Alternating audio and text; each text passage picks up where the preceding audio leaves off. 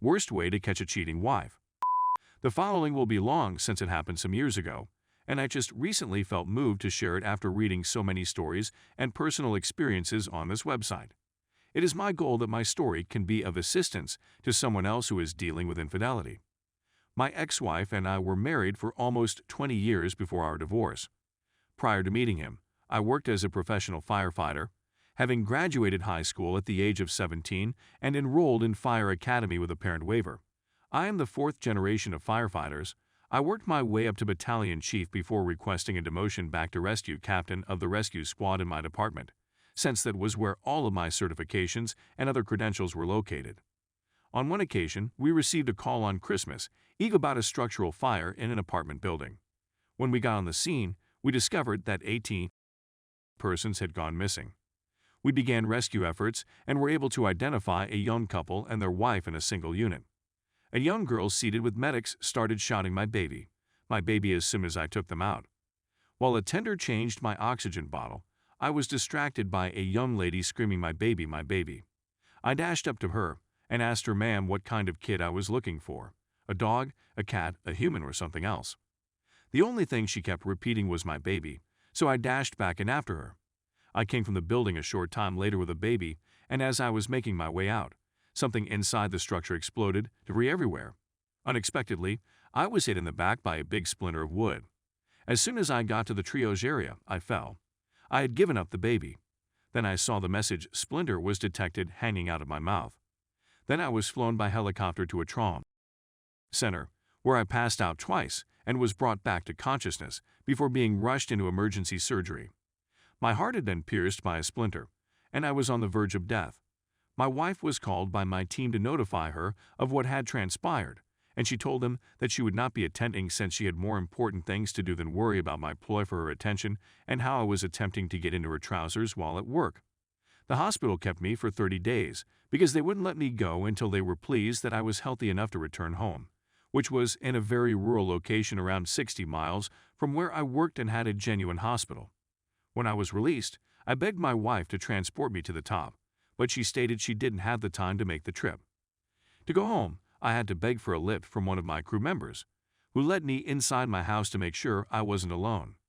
We were walking through my house looking for my wife because her minivan was parked in the driveway, and as I unlocked our bedroom door, I fell to my knees as my crew member rushed up behind me and exclaimed, "Are you doing?" We were walking through my house looking for my wife because her minivan was parked in the driveway.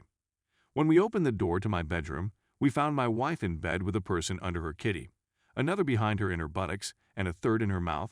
First and foremost, I was taken aback by the one in her buttocks and mouth, something she had never done with me and which I had never tried since I was too large and would suffocate her or otherwise damage her.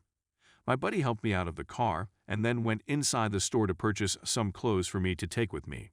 He picked me up and brought me to the home of another buddy, where we spoke about what had transpired.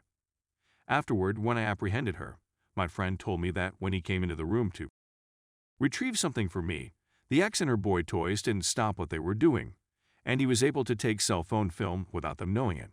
In less than a week, my friends supported me in finding a lawyer and initiating the divorce process. Fortunately, our children were now adults, and we didn't have to put them through that divorce ordeal, since I found in court that everyone in our social circle was getting a portion of my wife's inheritance except me. She confessed in front of the court that she was doing every man in town, that I was nothing more than a paycheck, and that she always hoped I would die in the line of duty so that she could collect the $1 million life insurance policy we had in case I was killed on the job. I remember when we first met and throughout our lives, she was always kind and naive, and she was a little slow in many things, but when her mother lost everything and moved in with us for a while, that's when my wife began to change. Her mother did not live in the same house the whole time because we acquired a little building and turned it into a tiny cottage on the back end of our property so that we could have more privacy. And it was only after I moved her mother out back that I saw the changes in her. Because she refused to work, I had to work double shifts and, at times, a second job to support the 5 of us. Because I was the only one working, it was difficult for me to recognize red flags and other warning signs. She worked 48 hours a day with 24 hours off. The typical schedule is 24 hours on, 48 hours off.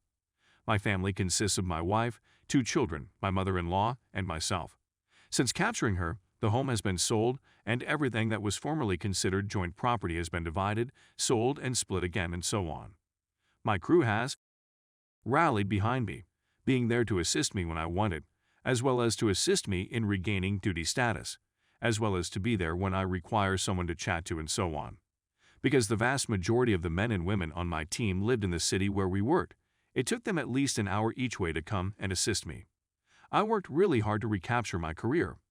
My goal was to complete 3 to 5 years of service and then retire. I was successful. After completing my physical and returning to duty, I was called to the chief's office, where I was instructed that I had 2 alternatives. Captain, you have 2 possibilities. 1. You may retire at 30 years old and keep your full pension and benefits, or 2. We will medically retire you and give you half of your pension and perks. I stumbled through my re-entry examinations, but I passed. Captain, you are not the most skilled firefighter I have ever met. But because of your age, injury history, and recent diagnosis of post-traumatic stress disorder, PTSD, paired with bipolar disorder, your insurance company will no longer cover you because you pose a significant danger to others. So you have a choice in the matter. I was depressed and dejected when I decided to resign. I quit the area and began working in animal rescue to pass the time when my now ex-wife discovered what had happened. It was the lowest point in my life. Everyone turned me down for a job because I was living in an RV trailer and running an animal sanctuary. Certainly, I didn't have to work, but I needed to get something done. I swore off women, with the exception of my sister, who is a firefighter, and I didn't socialize, date, or do anything else for a very long time after that. I was certain that I would never be in a relationship again and that I would never be able to trust anybody else. I started playing one of those M-Work games and met a woman. We chatted and eventually exchanged numbers. After 18 months, she decided she wanted to meet me and told me that I was nada or anything because no one would spend this much time picking a target. I laughed harder than I had ever laughed in my life. We had a 20-year age gap, plus we were of different races, and interracial relationships are still frowned upon where I live. Yes, it's Redneckville, USA, and we're literally living in the Stone Age in many ways, but I consented to meet her. It was a great experience. With full confidence, I can state that she was the best decision I've ever made. She was all I could have dreamed for and more. She, like me, was brought up to believe that a woman's major responsibilities were to her husband and family, rather than to money or a career. She was wrong. No problem with a woman who works, but regardless of gender, family should always take first before career or any other pursuit. The fact that I lost my father during the Vietnam War and that I am now married to a Vietnamese woman who is expecting our first child in November of 2021 is a bit of an irony in some respects. Heinous, and it is maybe the most difficult thing we can go through in our lives. However, please bear in mind that this is not the end of the world if this happens. Not all men or women are the same as your adulterous spouse. To make matters worse, create a time for yourself, get medical attention, and regain your identity.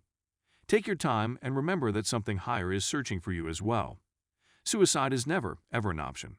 Choosing to quit up is just not an option. You are resilient. You have the ability to reconstruct your life and make it a better one. Never lose sight of the fact that life and love will always find a way.